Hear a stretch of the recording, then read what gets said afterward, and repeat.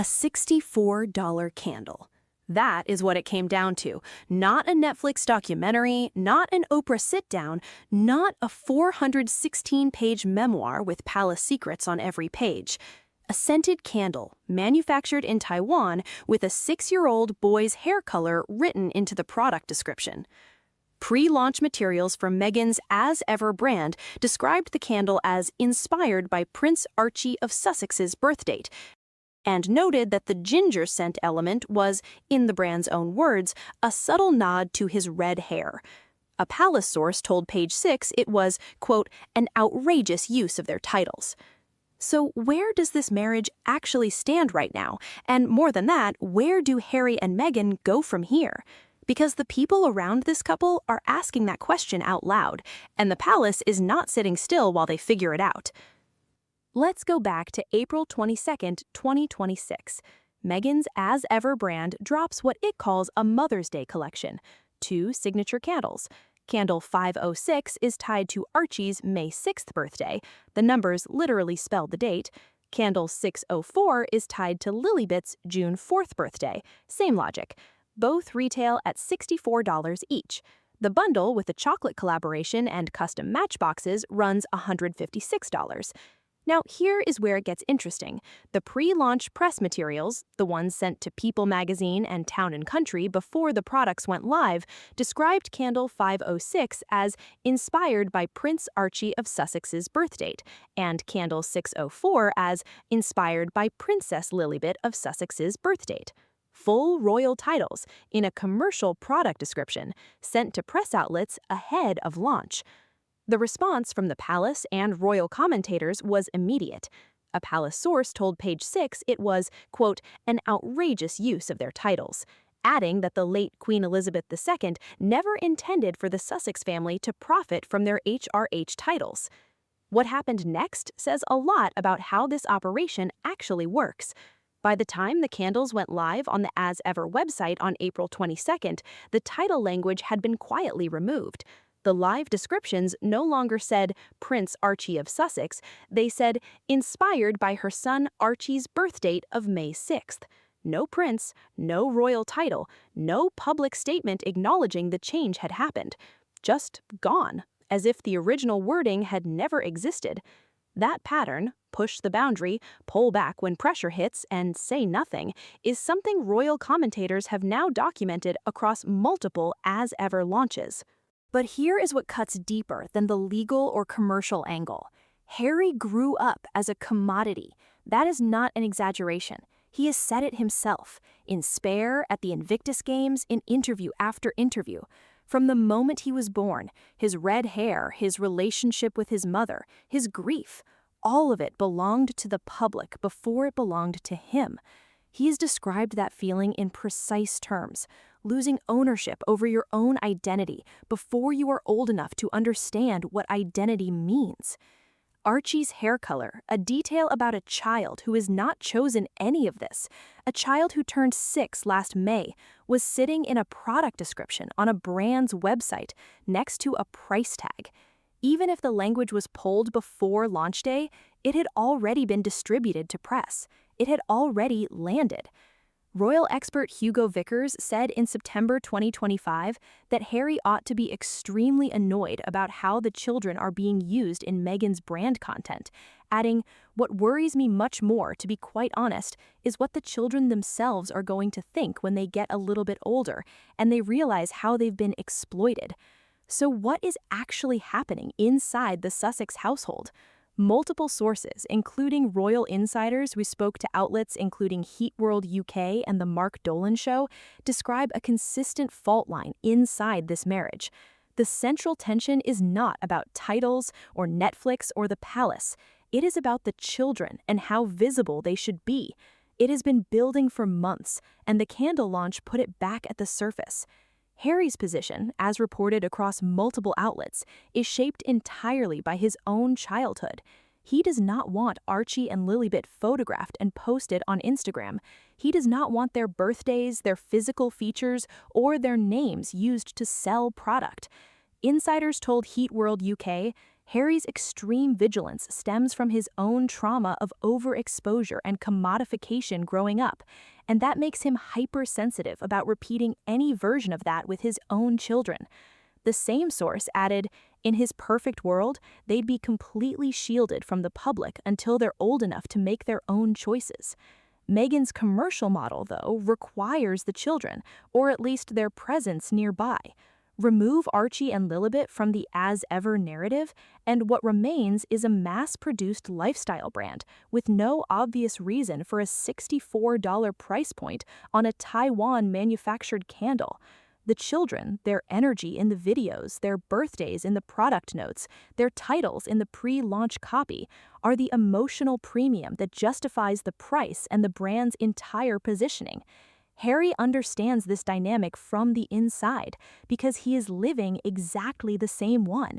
His own commercial value since leaving the royal family has always come from who he is within the institution: the Duke of Sussex, the grandson of Elizabeth II, the son of Charles, the brother of William. Every deal traces back to that identity: the Netflix documentary, the memoir, the speaking circuit. Take away the royal context and none of it carries the same weight. He is, in a phrase several observers have now used, the premium his own commercial operation charges people for access to. He knows it, and it does not make the candle situation easier to watch. Now, a note of fairness here. By February 2026, a source told royal reporter Rob Shooter that Harry had actually evolved on the social media question. He trusts her completely, the source said. If she believes this is smart for the family, he backs her 100%. So the picture is not as simple as Harry being consistently furious and Meghan consistently pushing. These are real human beings with a complicated dynamic that shifts over time, and the tabloid version, Harry outraged, Meghan reckless, is probably too clean. What is documented is the underlying tension: two people with genuinely different instincts about visibility, about commercial exposure, about what their children's lives should look like. That tension is real. It surfaces. The candle launch was one of the moments it surfaced publicly. While Harry and Meghan navigate all of this in Montecito, the palace is moving. In October 2025, Prince Andrew, Harry's uncle, was stripped of his royal titles entirely. He became Andrew Mountbatten-Windsor, a private citizen. The move had been a long time coming, tied to the fallout from the Jeffrey Epstein scandal and years of mounting pressure on the institution to act. When it finally happened, the palace moved quickly and without sentiment. Royal biographer Tom Bower, whose book Betrayal, Power, Deceit, and the Fight for the Future of the Royal Family was published in March 2026, writes about what that moment meant for Harry. In Bower's account, Harry remained publicly silent. In private, he reportedly realized that his own royal status was no longer invincible. The stripping of Andrew's titles had established something. The institution, when it decides to move, it moves, and it does not always announce itself first. Bower writes directly about William's potential trajectory. Clearly, William was taking no prisoners. Once he was crowned as king, his brother might well show no mercy to him and Meghan. Insulted by all the criticism targeted from Montecito, Harry could anticipate that the Prince and Princess of Wales's anger about Meghan's misuse of her royal title for profit would tip the balance. William would undoubtedly rail against her disloyalty. He might even strip Archie and Lilibet of their titles. Harry and Meghan's spokesperson pushed back hard on Bower's book, saying the author has made a career out of constructing ever more elaborate theories about people he does not know and has never met, and directed those interested in facts to look elsewhere. So take Bower's claims as the work of a biographer with a documented critical perspective on the Sussexes, not as confirmed palace policy. What is confirmed is the legal architecture that makes title removal a real possibility. Under the 1917 letters patent originally issued by King George V, royal titles are not irrevocable rights. They are conditional on the monarch's will. The king can issue new letters patent that redefine the criteria. When Archie and Lilibet were born, they were not automatically princes and princesses because Harry is too far down the line of succession under older rules. It was only when Charles became king in September 2022 that they became eligible, and Charles had the choice of whether to formally extend the titles or not. He chose to extend them quietly in 2022. He could choose differently in future, so could William when his time comes.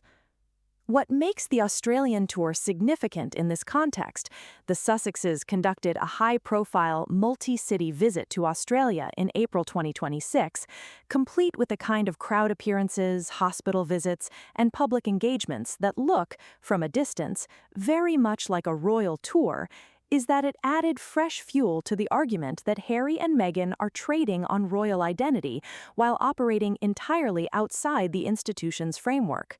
Bauer said plainly it was hugely damaging to the royal family and brought them one step closer to being stripped of their royal titles. The Sussexes would say they were doing charitable work and private engagements. The palace's perspective, relayed through multiple commentators, is different.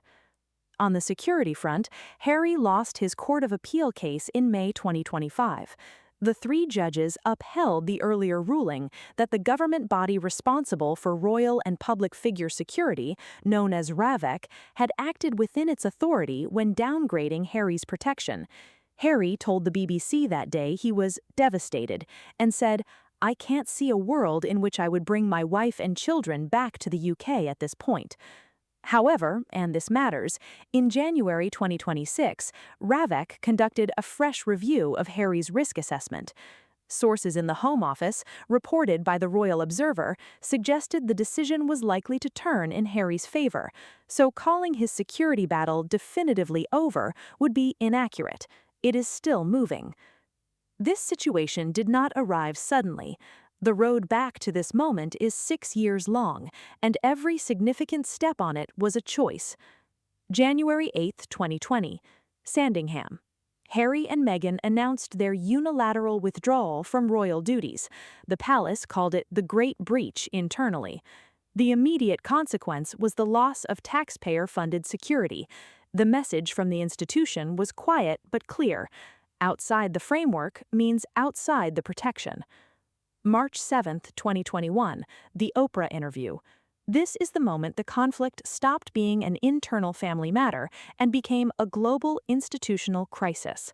The allegations raised, including claims that provoked questions about race within the palace, did not just create difficult headlines, they threatened Commonwealth stability. A senior courtier later described the late Queen's reaction not as distress, but as the recognition that a line had been permanently crossed. From that point, the relationship moved from strained to adversarial. January 10, 2023, Spare is published globally. Harry detailed private conversations and physical altercations involving the heir to the throne. Whatever constitutional privacy the monarchy requires to function, Spare crossed it. After that, as one palace insider put it, the gates of Windsor were not just closed, they were sealed. February 5, 2024, King Charles's cancer diagnosis is made public. Inside the palace, everything accelerated. The focus shifted entirely to succession stability. Charles subsequently told People magazine that his health journey had brought into sharp focus the very best of humanity. In private, the institution was reckoning with what it would look like going forward, and where Harry and Meghan fit in that picture. The answer, increasingly, was they do not. Autumn 2025. Andrew Mountbatten-Windsor is stripped of his titles. For Harry, watching from California, this was the moment the abstract became concrete. If Andrew, a man who had been part of the institution for decades, could be removed that thoroughly, nothing was guaranteed. October 2025, Harry writes to the UK Home Secretary requesting a fresh review of his security arrangements. January 2026, RAVEC begins that fresh review. The Associated Newspaper's phone hacking trial, Harry's legal action against the publisher of the Daily Mail, enters a new phase. Harry takes the stand, again. April 2026, the Australian tour. the candle launch, and now the ongoing question of where this all goes next. While the palace watches from London, the commercial situation in Montecito has been undergoing its own quiet reckoning. Netflix withdrew as an equity investor in As Ever in March 2026. Deadline reported it, CNN confirmed it. The official statements from both sides were warm. As Ever said it had experienced meaningful and rapid growth and was ready to stand on its own, while Netflix said it was always intended that Meghan would eventually take the brand forward independently. Both statements were carefully worded, which is usually a sign that the real story is slightly less tidy. What is documented is this: With Love, Meghan ran for 2 seasons but did not secure a third. Netflix had already downgraded the Sussexes' overall production deal from an overall deal to a first-look arrangement in August 2025. The As Ever equity split followed in March 2026. Harry and Meghan retain a first-look TV deal with Archwell Productions, but the substantial financial infrastructure of the original 2020 partnership is gone. The Spotify deal, for context, ended in 2023 after producing only one series, Meghan's interview podcast, Archetypes. That ended with Spotify executive Bill Simmons publicly calling them, in his words, effing grifters. Diplomatic, it was not. So the commercial picture heading into mid-2026 is As Ever operating independently without Netflix infrastructure, no Spotify, a reduced Netflix TV deal, and a brand that needs to prove it can sustain $64 price points on candles without the Sussex royal identity doing most of the commercial heavy lifting. That last point is the one that ties everything together. The titles, the brand, the candle descriptions, the Instagram posts of the children, none of it is separate from the commercial question. They are all the same question. What is the Sussex brand actually selling, and what happens to it if the institutional identity that underpins it is challenged or removed? What does Harry actually look like from the inside right now? Sources across multiple outlets describe a man genuinely torn. He told the BBC after losing his Court of Appeal case in May 2025, "I can't see a world in which I would bring my wife and children back to the UK at this point." But sources told Radar Online that by late 2025 and into 2026, Harry had become increasingly fixated on the idea of being back in Britain more often. He brought it up repeatedly. His father's health made him feel that opportunities for reconciliation are slipping away. He told the BBC that same day in May, "There is a lot of control and ability in my father's hands. Ultimately, this whole thing could be resolved through him." He added simply, "Life is precious. I don't know how much longer my father has." That is not the statement of a man who has made peace with the distance. That is someone who built a new life in California and is now not entirely sure it gave him what he thought it would. The people around this marriage described 2 very different anxieties pulling in opposite directions. Harry's anxiety is about the family he left and the time running out with his father. Meghan's anxiety, per sources, is about returning to an environment she associates with some of the most painful periods of her life. The UK is bound up with some of the most stressful chapters she has ever known, one source told Radar Online. The idea of returning triggers memories of constant scrutiny and emotional strain. 2 people, same marriage, genuinely different experiences of what Britain represents. That is not a tabloid invention. That is a real and documented tension between them. And then there is the broader isolation. Harry left the institution and discovered that the freedom he fought for came with costs he perhaps did not fully anticipate. He's not quite a royal anymore. He's not a Hollywood heavyweight. He's not a tech entrepreneur. The commercial deals that have sustained them all trace back to the institution he said he was escaping.